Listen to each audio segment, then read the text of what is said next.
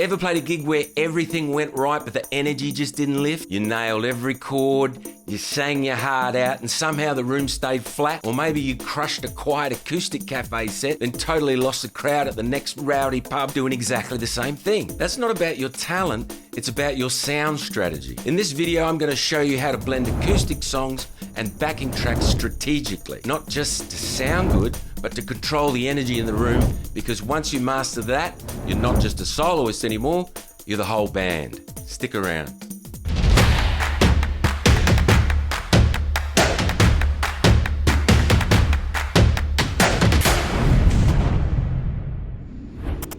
So it's not just what songs you play, it's how and when you play them. Acoustic and backing tracks are more than just tools, they're emotional layers. When you use them right, you can make your set feel like a full band, a personal, unplugged, intimate concert, or a stripped-back moment so raw the whole room stops and listens. So unless you're John Mayer and can fill out a 3-hour gig with pure skill, layering all these things with percussion, incredible rhythm, and a gift of the gab so good it makes the crowd thank you for just tuning your guitar, you're going to need a plan. And here's where your backing tracks become your secret weapon. They give your set dynamics. Instead of one consistent sound all night, you can create movement. You go from soft and intimate to big, bold and beat-driven. You build tension, you drop grooves, you catch people off guard, but in the best way. You're not just filling space, you're shaping a great gig. When you only play acoustic, you're working with a beautiful but narrow emotional palette. It's warm, it's human, but it can get lost in the noise, especially in louder venues.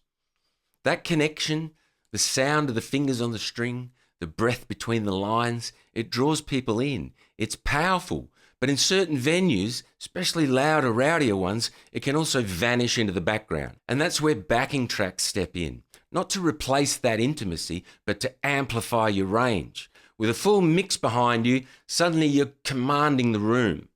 The rhythm section holds the crowd, the energy lifts, and your performance starts to feel like a full production, not just a solo act. Tracks help you cut through the chatter. They give your voice a stage to stand on. But here's the trick, and this is where a lot of performers kind of miss the mark. You don't want everything at full power. That's not dynamics, that's just volume. The real magic happens when you know when to pull back. Once you've hit the crowd with something big and layered, like, drums, harmonies, synths, bass, then you drop into a raw acoustic moment. That contrast creates tension and release. That's what keeps the audience emotionally engaged. It's the musical version of storytelling. Backing tracks let you build, acoustic-only songs let you breathe, and the light and the shade is what makes your set come alive. When the crowd feels like they're on a journey, not just watching a guy or girl strumming for 90 minutes straight, that's when they remember you. So don't think of acoustic and tracks as separate tools. Think of them as colours on the same canvas, if you like. Knowing when to use each one is what creates shape, emotion, and movement in your set. All right, I hate these little promo vids where they slide them in there in your face. Like and subscribe, Pisses me off too. Just get on with the video. That's why I'm going to make it quick. Please like and subscribe. A good set list gives you confidence. It lets you shift gears smoothly. It helps you avoid that dreaded mid-set lull when people start checking their phones and wandering off to the bar. Your set list is your show. You're not just a singer or a guitarist, you're a vibe manager. Think of it like a wave. You want to build it up, bring it down, and build it up again. Keep that room with you. And the best way to do that, in my experience, is strategically blending acoustic-only songs with songs that have full backing tracks. Let's break those down. The acoustic advantage. Acoustic songs are your connection tools. This is where people hear the nuance in your voice, you're playing, maybe even a little moment. Great for early in the night when people are settling in, maybe having dinner or just chatting. It creates a relaxed, authentic atmosphere. Songs like Fast Car, Tennessee Whiskey, Sitting on the Dock of the Bay, Fire and Rain. They land beautifully with just voice and guitar. I use them all the time. This is where you can just throw in a bit more storytelling. Talk about the song, share a memory, get personal. Make them feel like part of the show, right? Acoustic gives you room to breathe, and when you do go quiet, it makes your louder moments hit hard later on. Right, the power of backing tracks. Now let's talk about backing tracks. your secret weapon. This is what turns your solo act into a full band experience. Once the room is warmed up, or if you're in a party crowd, this is where you bring out the big guns. Songs like Ring of Fire, Salt's a Swing, What I Like About You, insert song here, right? Uptown Funk. They just shine with bass drums and those little production details. Backing tracks let you build dynamics and punch that you simply can't get from using acoustic guitar. But here's the caveat. Make sure your levels are balanced. The track should support you, not overpower you. And don't be afraid to ride that fader a little bit if the room shifts. You also want to be confident in your timing. Practice with a click or metronome at home. Don't rely on the track to cover mistakes. Combining both, flow and flexibility. So here's where the magic happens. Blending the two formats to shape your set. So let me give you a sample flow I use often if the room is fairly quiet to start with.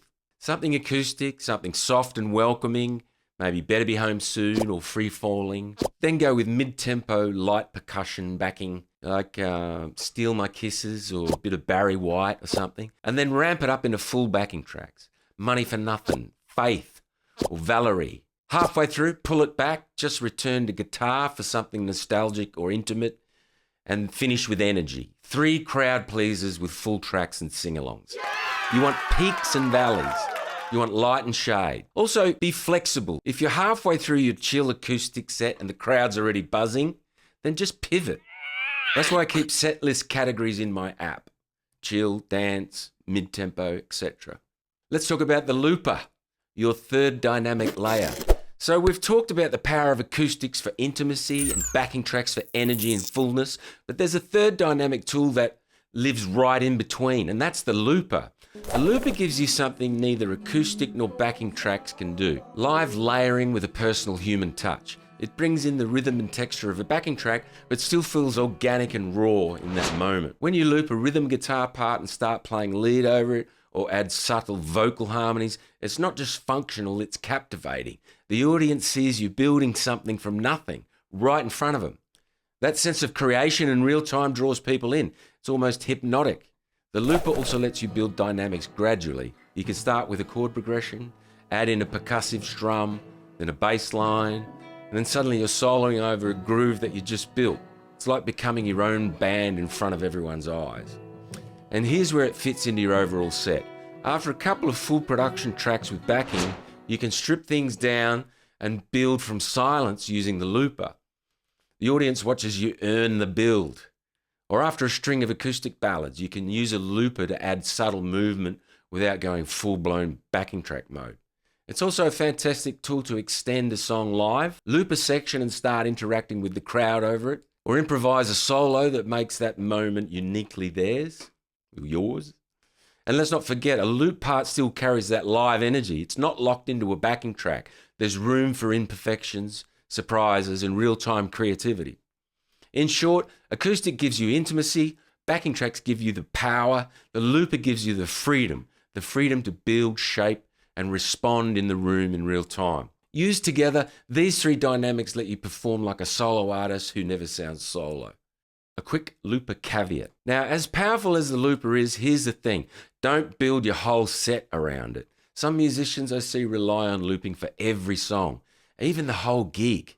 And while it's fun for you to build a track, it can start feeling like Groundhog Day for your audience. That first build, intriguing. The second one, cool, they're still with you.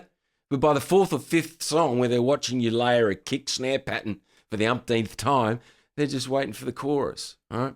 Looping is awesome when used sparingly as a dynamic shift, a creative twist, a tool to elevate certain moments. But if every song starts with 8 bars of watching you stamp on pedals and stack parts, it loses its magic fast. Think of looping like a killer party trick. Pull it out at the right time, everyone's impressed. Do it all night and people start checking their phones. So use it with purpose, not just because you can. Let your set have shape. Let some songs breathe with just the guitar. Let others hit hard with tracks and then drop in a looper tune as a showcase moment, something that showcases your improv skills. It's about balance and keeping your audience curious about what's coming next. Okay, here's some practical tips. A few quick tools and tricks I use to make all this easier. I use Band Helper to play and organize all my sets. Each song is tagged and in color. So by Acoustic, I use blue. Laid back backing tracks are green and dance tracks are in red. And you can also use crowd type in the form of a full set. Using these colors, you can quickly draft different set lists to your liking. I won't go into it here, but if you want to learn how to do this, I have a couple of tutorials on Band Helper on my YouTube page explaining these concepts. Here's one of them here. I create 3 or 4 variations of my set list depending on the venue, like bar gig, wedding, corporate, Sunday chill session. Always have a few switch out options ready though, especially if you feel the crowd's vibe is changing mid-set. You can do this easily in Band Helper with 2 quick taps. I use it all the time. Just to explain that quickly, I have all my up-tempo songs in red. I can quickly tap here, and then all my bangers are ready to go instantly. You could craft these set lists further in categories such as country or pop or reggae or just blues, whatever you like. For example, I have one called Ceremonies, which is full of love ballads appropriate for singing at a ceremony. You know, no scrambling through your whole list to find the right tunes. It's just about being organised. And the iPad with Band Helper for me is the perfect tool. The power of a great solo, even on acoustic. Now let's talk about those wow moments. Yes, even as a solo performer, you can pull off a guitar solo that feels like an arena moment and that matters. Distorted lead tones don't just sound cool, they tell the crowd, hey, I'm not just background music, I came here to play. A crunchy melodic solo lifts a cover and makes it your own. When people hear that bite and sustain from an acoustic guitar with distortion, they look up. They didn't expect it. And that surprise, that's gold. Solos gives your set a signature, something that lingers in people's heads even after they've left. Whether it's a bluesy lick in the bridge or a big sustaining outro, those lead moments turn a nice song into a performance highlight. All right, here's a pro tip. If you want distortion but no feedback, especially on acoustic, scoop the mids slightly and dial back your reverb. Make sure you don't stand in front of your monitor.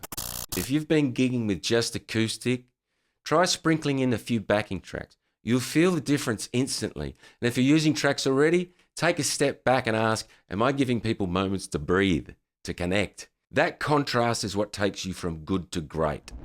So there you go. A smart set list isn't just about filling time. It's about creating a night that people will remember.